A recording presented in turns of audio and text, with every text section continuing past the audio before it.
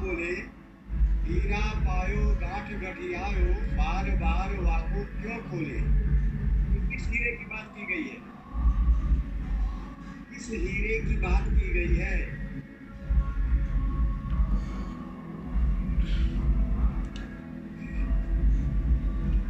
मन मस्त हुआ, फिर क्या बोले?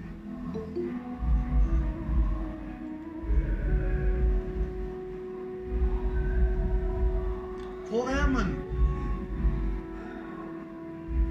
फिर बोलने को कुछ बचता नहीं है, शेष नहीं बचता है।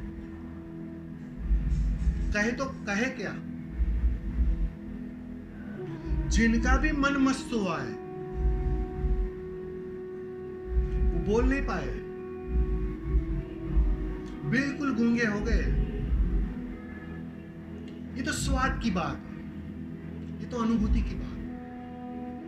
जिस दिन तुम्हारा मन भी मस्त हो जाएगा ना, मस्त होने का अर्थ ही इतना है, खो गया, मिट गया, तुम पार चले गए, 2 कदम ऊपर, मन के पार। फिर बोलने को कुछ रहता नहीं, कहने को कुछ रहता नहीं। उस अवस्था का मूल्य किसी से किया नहीं जा सकता। लेकिन शब्दों की अपनी विडंबना है, शब्दों की अपनी भाषा है।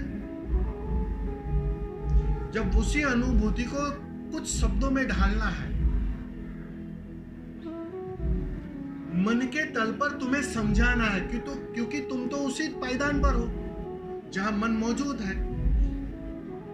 कबीर गा रहे हैं, किसी बुद्ध के लिए नहीं गा रहे, किसी जागे हुए के लिए नहीं गा रहे,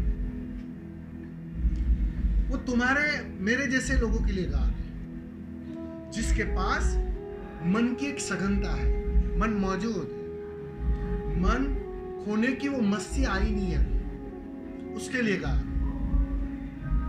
तो जब तुम्हारे लिए गाया जाता है,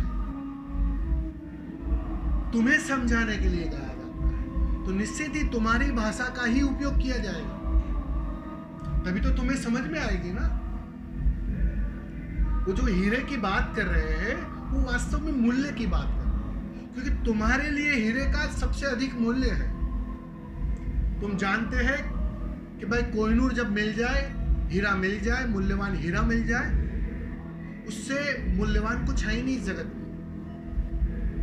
तो उस मूल्य को समझाने के लिए, उसके अभिव्यक्ति के लिए वो दृष्टांत ले रहे हैं हीरे का, कि हीरा पायो गांठ घटिया है, मतलब मन मस्त हुआ, मन खो गया, और उस अवस्था को बस अपने भीतर संजो लेना, गांठ की तरह, वो बिल्कुल हीरे की तरह मूल्यवान।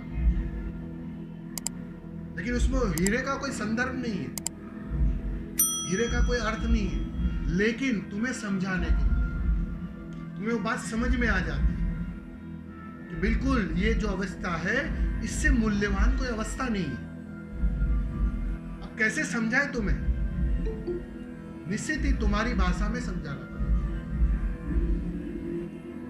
समझ में आ रहा है ना जितेंद्र जी?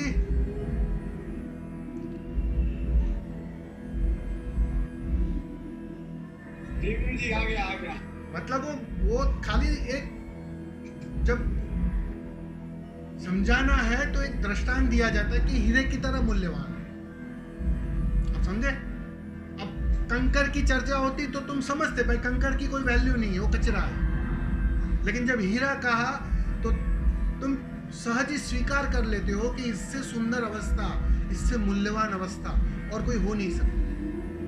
और जब उस अवस्था को तुम उपलब्ध हो जाओ, जब मन सच में मस्त हो जाए, खो ही जाए, मस्ती ही रहे, बस आनंद ही रहे, बस उस अवस्था को ठीक से उसमें अपना वास कर लेना, उसमें ठहर जाना, उसमें अपना ठहराव बना लेना। उस अर्थों में कहा कि ठीक से हीरे को गांठ की तरह बांध लेना, गुठड़ी में बांध लेना, चुप मत जाना, वरना चला जाएगा, वो पल आते आते चला जाएगा।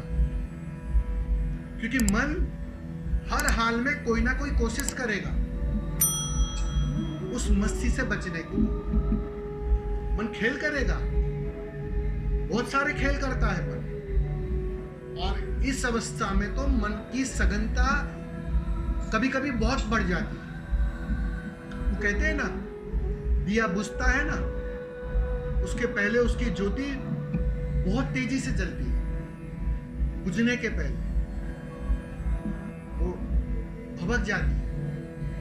वैसे मन एक गहरी बेचैनी में आ जाता है, क्योंकि वो मर रहा है, मिट रहा है, मस्ती छा रही, तो कहीं वो कोई नया खेल ना कर जाए। तो तुम उस मस्ती को, उस आनंद को, उस अनुभूति को ठीक से अपने भीतर संजो देना, ठीक से उसे गहरे में डाल, इस अर्थ में।